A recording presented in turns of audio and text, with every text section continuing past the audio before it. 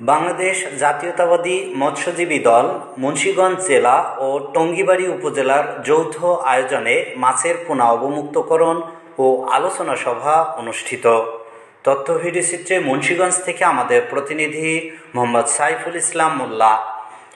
বাংলাদেশ জাতীয়তাবাদী মৎস্যজীবী দল মুন্সিগঞ্জ জেলা ও টঙ্গীবাড়ী উপজেলার যৌথ আয়োজনে মাছের পোনা অবমুক্তকরণ ও আলোচনা সভা অনুষ্ঠিত হয়েছে।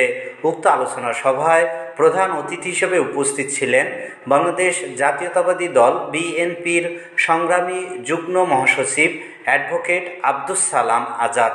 প্রধান বক্তা হিসেবে উপস্থিত ছিলেন মৎস্যজীবী দলের কেন্দ্রীয় সাবেক সদস্য সচিব মোহাম্মদ আব্দুর রহিম। সভাপতিত্ব করেন মুন্সিগঞ্জ জেলা মৎস্যজীবী দলের আহ্বায়ক হাজী আনোয়ার হোসেন।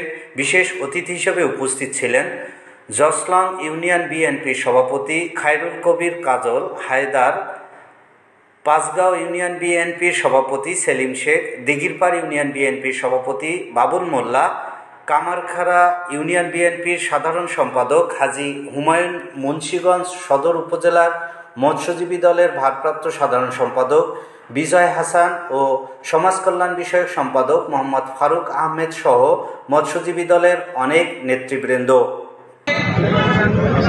বক্তব্য দিয়েছেন।